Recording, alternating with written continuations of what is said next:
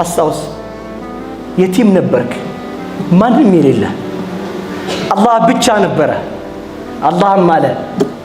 አለም የጂሪከ የቲመን ፈአዋ ያ ብቻ አይደለም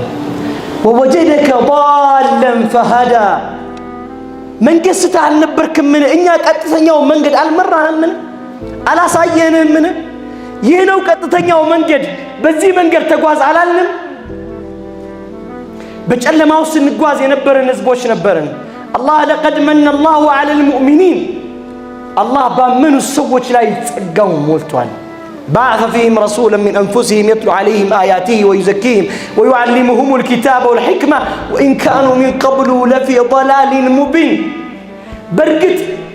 يفا بوطات أمت نبرن